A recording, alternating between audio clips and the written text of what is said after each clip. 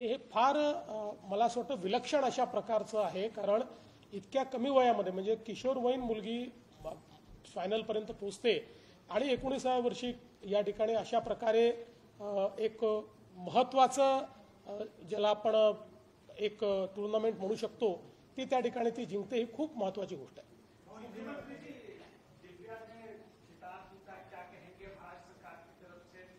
देखिए, ये हमारे लिए बहुत ही खुशी की बात है कि हमारे महाराष्ट्र की, अपने नागपुर की दिव्या देशमुख, इन्होंने ये खिताब जीता है और अंतर्राष्ट्रीय जो चेस टूर्नामेंट है उसमें उन्होंने अपने ही देश की, भारत की ही हम्पी कोनेरू इनको हराकर इस टूर्नामेंट को जीता है।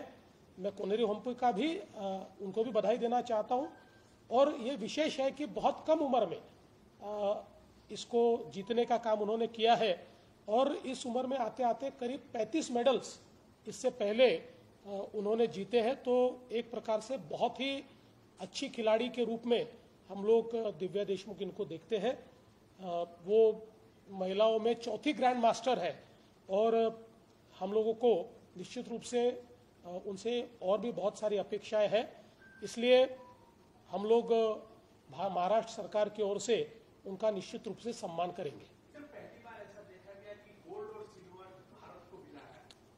जी, ये भी मैं ऐसा मानता हूँ कि एक नए भारत की परछाई हमको इसमें देखने को मिलती है, क्योंकि पिछले 10 वर्षों में मोदी जी के नेतृत्व में जिस प्रकार से खेल और खिलाड़ियों को बढ़ावा दिया गया है, तो सारे टूर्नामेंट्स में, चाहे वो नेशनल लेवल के हो, इंटरनेशनल लेवल के हो, हर जगह हमारे खिलाड़ियों को अच्छा एक्सपोजर मिल रहा है और विशेष रूप से अंतर्राष्ट्रीय स्तर पर हमारे खिलाड़ी ये बहुत अच्छा परफॉर्म कर रहे हैं। हम देख सकते हैं ओलंपिक्स में, एशियाड में या कॉमनवेल्थ गेम में या फिर वर्ल्ड कप में, हर जगह हमारे खिलाड़ियों का एक बोलबाला दिखाई पड़ता है, एक अच्छा उनका परफॉर्मेंस दिखाई पड़ता है। तो मुझे लगता है ये हमारे लिए, देश के लिए बहुत अच्छी बात है। उनके परिजनों से बातचीत की, उनका ऐसा कहना है कि समय समय पर प्रधानमंत्री, महाराष्ट्र के मुख्यमंत्री, केंद्रीय मंत्री नितिन गडकरी का व्यापक सपोर्ट था, जिस वजह से परिवार में भी ज्यादा उत्साह रहा है।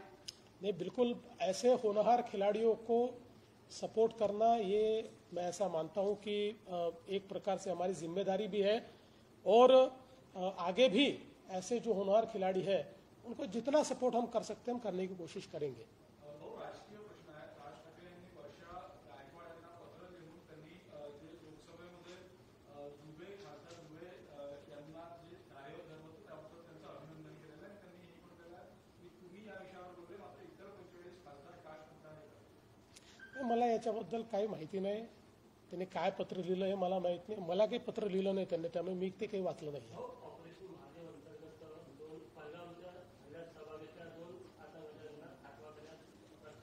असं आहे की आतापर्यंत जी माहिती आहे त्यात ऑपरेशन महादेवमध्ये 3 आतंकवाद्यांना या ठिकाणी मारण्यात आलेलं आहे आणि मला असं वाटतं की जे जे भारताच्या विरुद्ध अशा प्रकारचा हल्ला करतील त्यांना या ठिकाणी भारत कुठे पोचवेल हे यातनं स्पष्ट झालेलं आहे। यापेक्षा जास्त माहिती माझ्याकडे देखील नाही, त्यामुळे ज्यावेळेस या संदर्भात काही अधिकृत घोषणा होईल त्यांच्या संदर्भात त्यावेळेस मी त्याच्यावर बोलेन। ऑपरेशन महादेव चलाया जा रहा है, घुसपैठ रोकी जा रही, 3 आतंकवादियों को ढेर किया गया, बड़ी मात्रा में गोला बारूद भी बरामद किए गए। देखिए, लगातार हमारी सेनाएं और हमारे सिक्योरिटी फोर्सेस ये आतंकवादियों के खिलाफ ऑपरेशन चला रहे हैं और ये भी मैं ऐसा मानता हूं कि भारतवासियों के लिए एक महत्वपूर्ण घटना है कि ऑपरेशन महादेव के तहत 3 आतंकवादियों को मार गिराया गया है। जो भी भारत के खिलाफ लड़ाई करेगा और भारत में आतंकवाद फैलाएगा, हमारी सेना और हमारे फोर्सेस उनके साथ इसी प्रकार का सलूक करेंगे।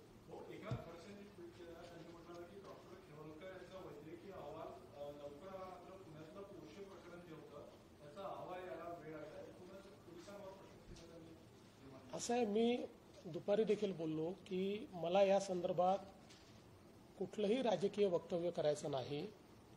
शेवटी पोर्शे प्रकरणामध्ये आपल्याला कल्पना आहे की ज्या लोकांनी त्या अहवालामध्ये गडबडी केली त्यांना नोकरीतनंच काढून टाकलेलं आहे. त्यामुळे कोणीही गडबड करेल तर त्याच्यावर कारवाई होईल आणि तेव्हापासनं जे काही अहवाल आहेत ते योग्य आले पाहिजेत आणि वेळेत आले पाहिजेत अशा प्रकारचा हा प्रयत्न त्या ठिकाणी विभागाचा आहे. आणि शेवटी एखादा अहवाल आधी आला, एखादा अहवाल नंतर आला, या गोष्टींवरनं मला असं वाटतं की याचं मूल्यमापन करता येत नाही.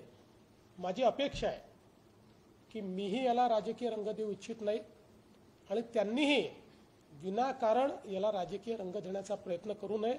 त्यातनं मला असं वाटतं की कुठेतरी त्यांच्याकरताच ते योग्य दिसणार नाही.